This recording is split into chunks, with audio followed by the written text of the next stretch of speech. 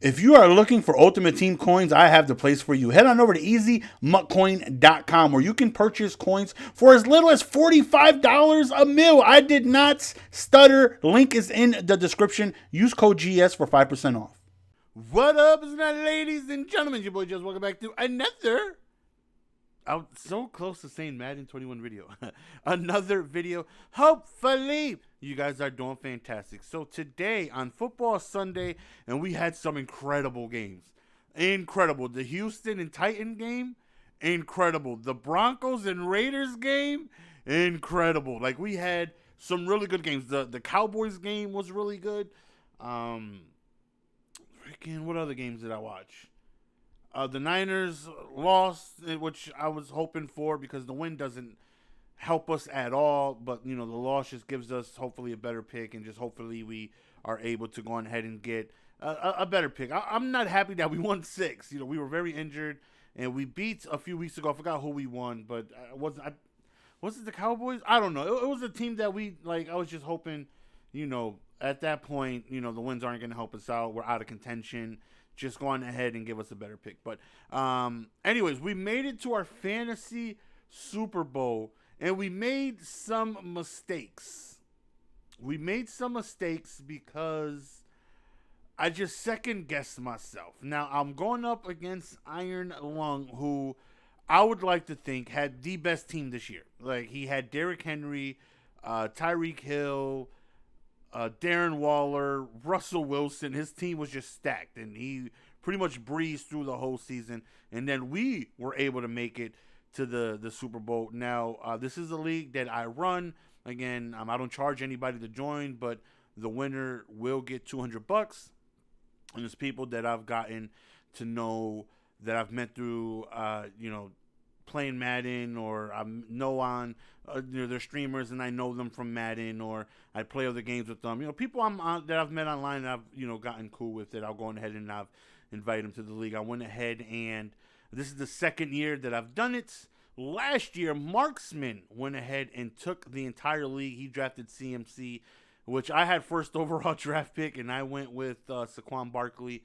And, Marksman just dominated the entire league. CMC was just a freaking monster last year. This year I had 6th pick, I believe, and Lung had 7th. I believe he was the pick after me. It's a snake draft. I believe he was the pick after me and then before me on the way back. But so the reason why I feel like I made some mistakes is you take a look at Gronk right here, right? So Gronk, this game was not an important game for the Buccaneers whatsoever, right? And Gronkowski wasn't really going to be in the game much, and I don't know why I hesitated. This is the one mistake I made. One, Alvin Kamara was out, tested positive for COVID, and he was my absolute shining star this entire year. This entire year, this man, Alvin Kamara, just absolutely dominated. You take a look at his fantasy points over here, and he had games of 23, 38, 44, 20, 19, 22, 25, 15, 34, 10, 6, 17, 22, 18, and then last week's, NFL record-setting performance, or I think it's tying. I think he tied the record with most touchdowns in the game, but 6 rushing touchdowns, and it was an absolute monstrosity of a year that he had. And again, I run this league until all the way through week 17. I don't end it at week 16. I go all the way throughout week 17. I prefer it that way. It gives you something to watch fantasy-wise week 17. Now, I know the smarter thing to do is run it to week 16.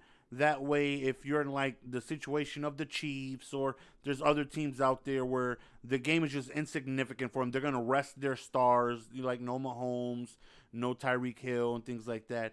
But again, I'd rather go all the way to week 17, and we can go on ahead and have fantasy throughout the year. So I found out late Friday that Kamara was going to be out because he tested positive for COVID. Now, that was a big significant loss to my team. It's my first round draft pick. Now, Lung is missing a big part of his team as well. He has Tyreek Hill that I mentioned, and he's pretty much just being benched for rest purposes. insignificant game for them. Already clinched first seed, already clinched a bye. No need for them to go on ahead and risk any injury or anything like that. So he's missing his second round pick. But then I lost Kamara, and that's huge because without Kamara, my team is just okayish at best. Like, Kamara made my okay team really good because of the absolute dominant performances he had throughout the year. So he was gone, right? So my original squadron was him starting and Melvin Gordon. And then at my flex, I was going to go ahead and see who I could pick up. I wasn't going to start Landry at all. So because of Kamara getting benched, I went through the free agency, and I just picked up whoever was projected the most at running back, and it just so happened to be Jeff Wilson, right? Jeff Wilson was projected 16.2, and he was projected more than everyone there. And then with wideout, I did the same with Mike Williams. So, let me just get whoever is going to get projected the most, and hopefully they do good. So we went in with Lamar Jackson. Oh, back to the original point. Rob Gronkowski, I don't know why I had him in there. I was going to pick up Schultz, the tight end from the Cowboys. I know that it was a must-win for the Cowboys. They're going to be, in heavy contention this whole entire game. They need to, utilize all their weapons, and I can see Schultz having a pretty decent game because they need to win this game. And Schultz had a pretty good game. He had like 7 receptions for like 70, 80 yards. He would have got me like 15. You take a look, and Rob Gronkowski got me 4.9 today. Huge mistake by me. I don't know why. I think there no reason to have him in. No reason whatsoever. But I did know that Cam Robbie, shout out to Cam, because my team name is the Cam Run Fig Newtons. And my man Cam went ahead and dropped a whopping almost 40 points today. But there was just no way I was going to bench Lamar Jackson. They needed a win to pretty much clinch their spot in the playoffs. I knew he was going to be playing majority of the game, and he was very close to getting 1,000 yards rushing, so I knew he was going to be on the ground as well, because that's something that individually that he's going to want to do. I think he's the first ever quarterback in the history of the NFL to have back-to-back 1,000-yard seasons, if I'm not mistaken. And he had himself a very good game. Very, very. He was projected 22. He got me 24 points, and he had a very good day. Now, there was just no need for me to start Cam, even though Cam had a phenomenal day. And obviously starting him would have been, a better point-wise. But, no one's going to start Cam over Lamar Jackson in a must-win for the Ravens. Now, maybe if Ravens were in a situation where, well, not maybe, if for sure they were benching Lamar because they already clinched their spot. They didn't have anything to worry about. I wouldn't have went to the waiver wire. I would have started, Cam 100%, but, that wasn't the case. So we take a look at Melvin Gordon. Now, Melvin Gordon has been very iffy for me all year. You take a look at his points here, and it's either he does phenomenal or he does, nothing. You take a look at, 12, 10, 3, 4. These weeks right here are, really low. That's just not really good. Then he's got 18. Then he's got 3. Then he's got 15. And then 12 is okay-ish. Then 24. Then 7. But then he came through this week with a pretty big week of him getting 21. So that right there was big. Then my man Wilson had a great day. 2 offensive touchdowns today. He got his 23. CeeDee Lamb only got his 9. I was hoping more production out of Lamb. That right there was unfortunate. Lamb would have not made the starting roster if Kamara was not out, because my starting receivers would have been, I would have went with Mike Williams, and I would have went with Landry, and my flex would have been another running back. It would have been Melvin Gordon most likely, and I would have picked up another running back. But CeeDee Lamb, only 9. Not the best week, unfortunately. Even though he had really good weeks, but his past few weeks were really good.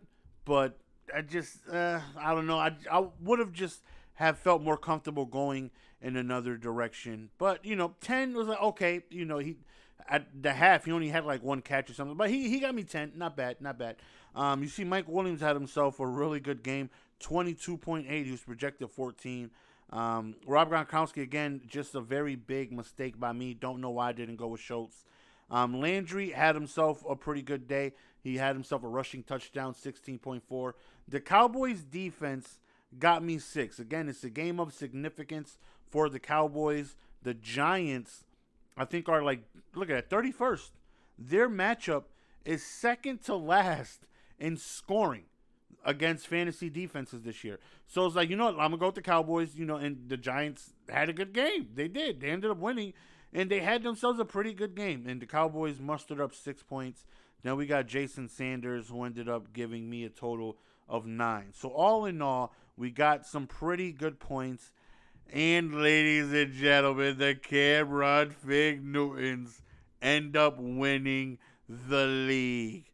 And we survived the monstrosity of a game that Derrick Henry had. Because Derrick Henry gave Lung everything he had to offer at 35 fantasy points. 35! Not only did Derrick Henry rush for over 2,000 yards this season, he got Lung 35 points. And you take a look, and we just got lucky with some really good performances out of nowhere for us. And then, he had some rough performances that ended up costing him. You take a look, Russell Wilson had himself a pretty good game at 18. Not too far off of Lamar Jackson's 22. Ingram had 20, 21, and, nothing, nowhere near the 35 that Henry had.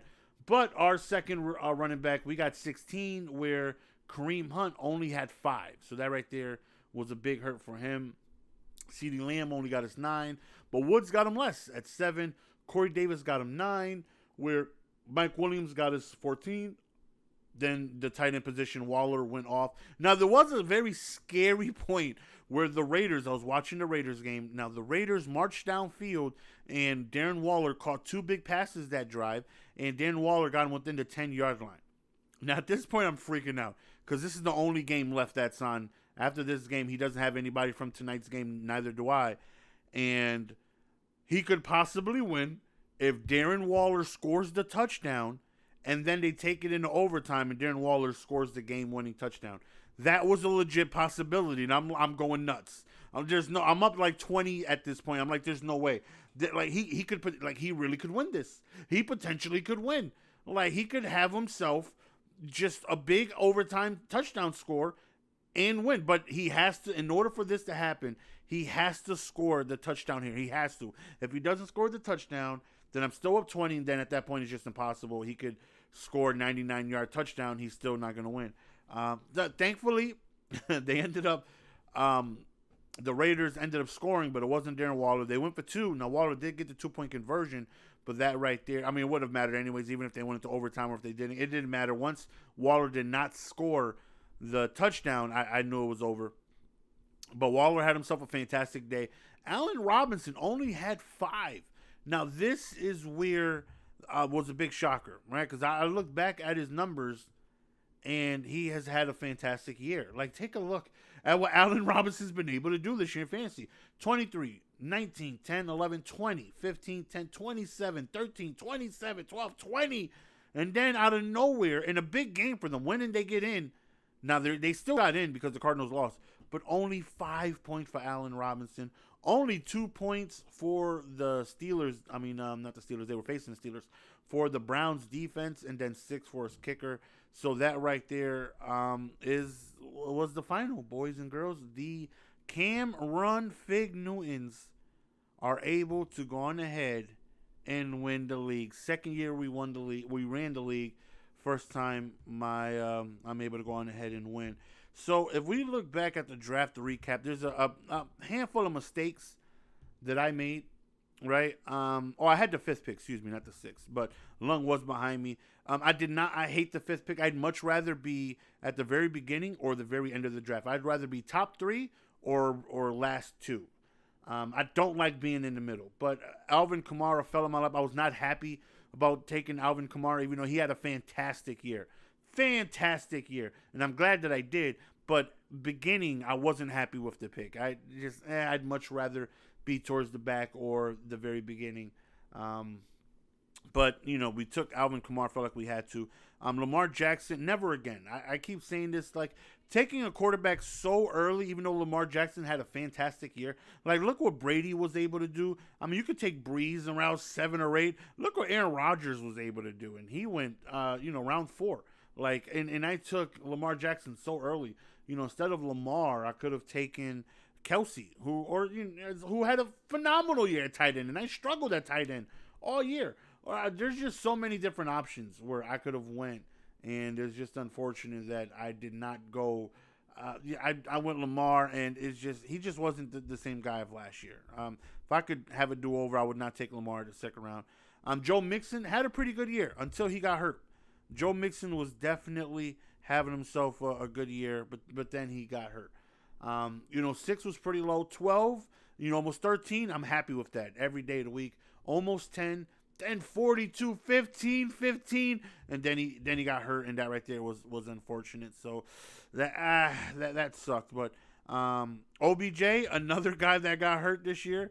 I had 2 guys get hurt on the IR, and OBJ had himself a monstrous week in week 4, where he put up almost 40, 17 in week 2, almost 12 against Indy. And then 4.5 and then 0. And that right there was just unfortunate. I thought for sure it was just over for me. I mean, my third and fourth rounders got hurt, out for the year. I don't know how many people are going to win fantasy leagues that year, but in my third pick, before week 7, he was gone for the year. And then my fourth pick, the same week, he was gone. Like, he pretty much didn't do anything in game 7 either because he was hurt. So I had to go with more than half the season with no third or fourth round pick, and it was rough, man. This right here was the biggest mistake. Gronkowski, he did okay this year. Gronkowski did okay this year. I really believe that he was just going to come back and Tom Brady and him were just going to be lighting it up, and that just wasn't the case. It just wasn't the case at all. Like, he did very mediocre-ish. He had some okay weeks, right? In week 6 and 7, he had 18 and 20. Those are big. Week 14, that's a good week. But then you take a look at all his small weeks. 0, week 2, 3.1, 3.9, 1.2, 5.9, 4.9. Like, I should have went with Waller. Waller was taken, I think, the next round. And I should have just went with Waller that round instead of Gronk. And that right there was a huge mistake for me. And me believing that I want to go on my defense, I shouldn't have taken a defense that early. How did I win the league? You asked. No third rounder, no fourth rounder. Huge mistake at tight end. I took Bucker early because that high powered offense, and it just was. He didn't do the same as last year. He struggled. Landry, thankfully, once we had him and OBJ. Once OBJ got hurt, then he became the guy. And even though he became the guy, he wasn't out there like completely killing it. But he had some big weeks, 28, 20, but then like 11, 19, 16. He had 4.6, 5.9. I thought for sure once OBJ got hurt, week 8, like 9, 3 weeks in a row with single digits. So it's what's he's now the guy. Like, there's no OBJ. And then I don't know. But then he went scorching after that. 4 weeks in a row. Well, really 5 weeks. He ended the year very, very, very, very good. So. What really just won us the league, honestly, Will Fuller, another guy that was doing great for me, but he ended up testing positive for PEDs, and I had to drop him. And he was killing it this year. Killing it. I mean, week 1, week 3, 4. I mean, he had a monstrous year, and PEDs, and had to drop him. The only reason why we won was Alvin Kamara. Alvin Kamara was a stud. And when I needed him the most, he had his biggest weeks, and I was able to just squeeze by. Like, even though I was first in the division, 10-4 going into the playoffs, it was because of Kamara's dominance of me being able to just squeeze by those huge weeks that he was able to have. But, yeah, man, we got it done. We are the league champions. The Cam Run Fig Newtons can hold their head high. In the Madden Sim 2021 League, we are the champions, and we had ourselves a fantastic, fantastic year, and we came through with the dub, which I was whoa, what the heck is this? Oh, did I hit something I wasn't trying to, fantasy guys? It was a phenomenal year, and we take home the title, and we'll see if we can repeat, baby. It's your boy Jess. We're going to go ahead and be signing out. Appreciate the love and support as always. Until next time. Peace.